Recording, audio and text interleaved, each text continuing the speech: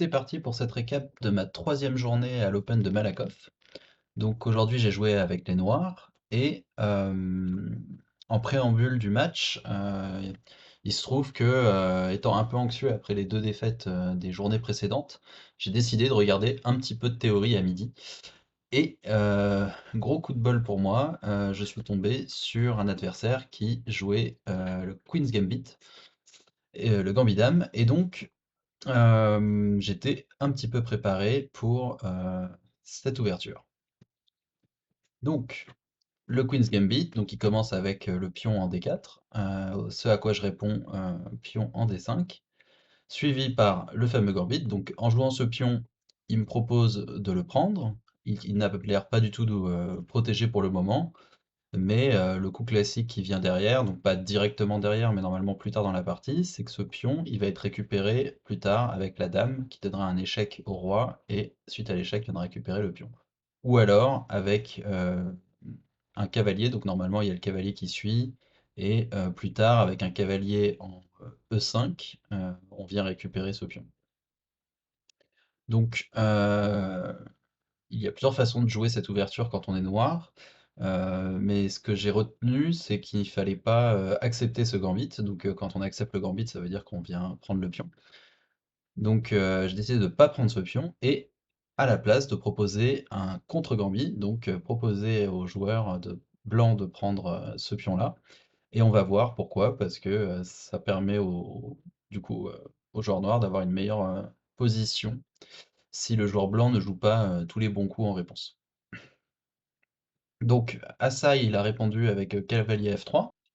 Je me suis souvenu alors que, dans le doute, si je n'étais pas sûr, de ce que je devais faire, un bon coup était de développer son cavalier ici, en prévision du coup pour protéger ce pion, hem et pour soutenir mon pion à terme si jamais il accepte de le contre-gambit. Donc du coup, c'est ce que j'ai fait. Hem Suite à quoi, du coup, il a pris mon pion et là, j'étais plutôt content parce que, je rentrais, directement dans la variation, auquel je m'étais préparé. Donc, normalement, dans la variation que j'avais regardée, le cavalier n'était pas sorti. Mais, on verra que ça n'a pas eu énormément d'importance, pour la suite. Donc là, j'ai poussé mon pion. L'idée étant que, j'ai, 2 attaquants, sur ce pion, actuellement, et il y a, 2 défenseurs. Donc, si c'est, le joueur blanc qui décide de prendre, je peux reprendre par exemple du cavalier ou de la reine, et lorsque la reine reprend, je peux reprendre, sa reine. Donc du coup, c'est pas forcément intéressant de faire cet échange pour le joueur blanc. C'est pourquoi un coup assez, qui paraît assez, naturel, bah, c'est de défendre, enfin, c'est plutôt de rajouter un attaquant, donc en poussant ce pion, E2. C'est exactement ce qui s'est passé, et donc plutôt que de prendre ce pion et de faire en sorte que les reines se voient et donc du coup potentiellement avoir un échange de reines, tôt dans la partie, il y a une astuce ici, c'est, jouer ce fou en, B4. Donc en jouant le fou en B4, je vais donner un échec au roi blanc, et il va du coup devoir défendre contre cet échec, soit en bloquant avec le cavalier, soit en bloquant avec, le fou. Et ça va me permettre ensuite, du coup, de cacher la vision entre sa reine et ma reine et d'enchaîner, sur mon attaque. Donc c'est exactement ce que je fais. Donc là, il bloque avec le fou. Et donc maintenant, je peux prendre avec mon pion, parce que, il n'y a plus de visu, avec la dame, et le fou ne défend pas cette case, étant donné que mon fou ici, le bloque, avec, la vision, rayon X sur le roi. Donc c'est ce que je fais, je prends le pion, suite à quoi il répond en prenant, lui-même avec, son pion, donc, en libérant cette diagonale sur le roi, qui pour l'instant cette case ici, qui me permettrait plus tard d'amener, ma reine pour faire un échec, potentiellement une infiltration dans ses lignes, il est couvert par son cavalier. Donc mon plan est très simple, il suffit d'éliminer ce cavalier. Donc ce que j'ai fait après, c'est, ramener mon fou, donc, ici, et le but, de ce coup est simple, quoi qu'il fasse, sauf évidemment s'il bouge son cavalier, c'est de prendre ce cavalier. Donc il protège avec son fou, de case blanche. Je continue sur mon plan, j'échange, donc il récupère mon fou, et là, l'avantage du coup, c'est à la fois cette case qui est libérée pour que ma reine puisse venir donner un échec, mais aussi ce pion qui n'est plus défendu, que je peux prendre avec mon cavalier si jamais mon fou ici est défendu. Alors pour l'instant, ce fou n'est pas attaqué, car le fou blanc ne peut pas venir prendre mon fou, étant donné que ma reine regarde toujours sa reine. Donc là, plutôt que de lâcher la défense ici et venir prendre le pion au centre, j'ai décidé d'aller donner cet échec ici, parce qu'en donnant cet échec au roi, alors qu'il bouge son roi ici, ici ou bloque avec son pion, dans tous les cas, je peux aller récupérer ce pion en C4 qui n'est pas défendu. Donc il bloque avec le pion en G3. Derrière, je récupère le pion en C4. Et il décide donc de poursuivre en attaquant ma reine pour éviter de me laisser le temps de continuer mon attaque. Donc suite à sa défense, je décide de bouger ma reine ici. Donc à partir de là, je commençais déjà à ne plus être sur la théorie que j'avais regardée. Donc j'ai un petit peu regardé aujourd'hui ce que l'ordinateur pensait de mes coups, et il se trouve que je n'ai pas parfaitement suivi les séquences d'attaque que j'aurais dû suivre, mais je trouve que c'est pas trop mal. Et donc là, j'ai décidé de jouer la reine en E4. Pourquoi? Parce que j'attaque à la fois ce pion en E5 et cette tour en H1. Donc ici, il décide de continuer à attaquer ma reine, avec sa reine qui supporte son fou. Donc vu que je ne peux pas aller prendre la tour en H1, je me rabats sur mon autre plan et je récupère le pion en E5.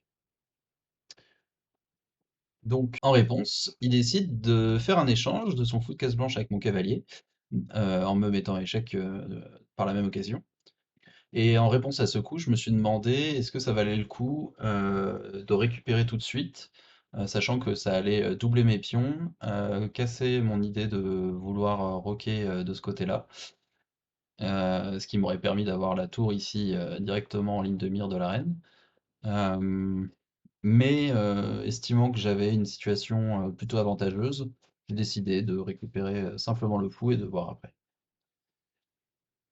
Donc suite à ça, ça a donné l'occasion à mon adversaire à récupérer le fou en B4. Et là, ne pouvant plus roquer à cause de la vision de la reine, euh, je me suis demandé un petit moment ce que j'allais faire, jusqu'à ce que je réalise que finalement, pourquoi roquer alors que je peux simplement ramener ma tour au centre pour attaquer sa reine. Donc c'est ce que j'ai fait. J'avais aussi envisagé de mettre ma tour ici pour attaquer à la fois son fou, donc le forcer à bouger, ou être défendu d'ailleurs, et, euh, et ensuite attaquer le pion derrière, sachant que ma reine avait déjà un visu dessus, et que sa tour est bloquée et ne peut pas bouger. Même si, si jamais j'attaquais ce pion, il pourrait bouger ce cavalier, et du coup mutuellement défendre la tour et la reine. Donc suite à quoi il défend en ramenant son cavalier ici en D2. Et donc ici, j'ai décidé de prendre avec ma reine ici en B2. Donc je prends en B2, et j'ai l'impression que sa position est complètement bloquée parce que ma reine, d'une part, attaque ce fou, mais empêche toutes ses pièces de se déplacer correctement. Il ne peut pas bouger sa tour en B1 parce que je peux prendre son pion.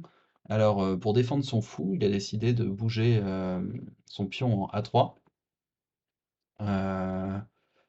Suite à quoi, de mon côté, j'avais envie de roquer. Donc j'avais envie de protéger mon roi parce que, les 2 dernières parties que j'ai jouées sont très mal finies, et notamment la première où mon roi, était resté au centre avec les noirs, s'était retrouvé, très facilement attaqué en fin de partie, et comme il a encore sa reine, heu, un cavalier, un fou et 2 tours, je me suis dit que suffit que je fasse un seul mauvais coup et je me retrouverai dans une contre-attaque qui risque de me faire perdre la partie.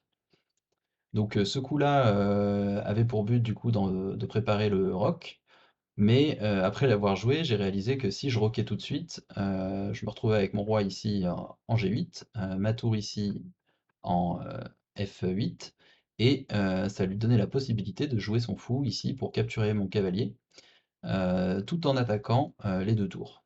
Donc je ne pouvais pas roquer tout de suite, et il décide de prendre mon cavalier. Donc cette idée de rock pour l'instant est fini. Je décide de récupérer avec mon roi. Alors sur le coup, en récupérant avec le roi, j'ai quand même un petit peu regardé, j'ai vérifié qu'il ne pouvait pas me donner de coups d'échec. Donc la reine ne peut pas ici donner de coups d'échec. Et donc je me suis dit que ça allait. J'avais le temps de ramener mon autre tour ici sur cette colonne ou sur la colonne semi-ouverte F, potentiellement pour pousser mon pion et attaquer. Et là, du coup, mon adversaire joue ce coup petit roc, et c'est un coup que je pensais pas possible et qui n'est pas possible à jouer parce que ma tour ici va pouvoir attaquer et prendre ce cavalier, sachant que ce cavalier est défendu uniquement par la reine, alors qu'avant il était défendu aussi par son roi. Donc c'est ce que je joue, et je menace du coup mat en 3 en jouant la tour ici.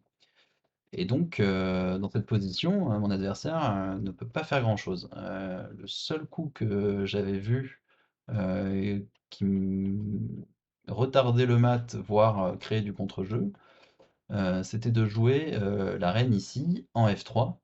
Pourquoi? Parce que, la case qu'il faut, défendre pour éviter de se retrouver échec et mat, c'est cette case ici en G2. Du coup, mon adversaire ne joue pas, dame, F3, il joue, dame A4. Et en jouant dame à 4, il me laisse du coup la possibilité d'effectuer cette séquence de 3 coups, donc mettre en échec avec la tour. Le roi n'a qu'une seule case forcée, c'est H1. Je prends ensuite le pion en H2. Le roi doit revenir en arrière et je ramène ma reine, ce qui fait échec et mat. Alors, après avoir joué cette partie, contrairement aux 2 premiers jours, j'ai un petit peu discuté avec mon adversaire et on a pu aussi rejouer la partie en dehors du tournoi et échanger des idées. Il se trouve que, s'il avait joué, le coup que j'avais préconisé, ici, dame, F3, la partie pouvait continuer vers une fin de jeu. Il se trouve qu'en rentrant, j'ai regardé quand même, l'analyse de cette partie, sur l'ordinateur, et à cet endroit-là, il y avait soit le coup, dame, D3, soit le coup aussi dame, H5. Alors pourquoi dame H5? Parce qu'en jouant dame H5, ma séquence d'échecs n'est plus possible, donc je peux venir ici toujours, pousser le roi en H1.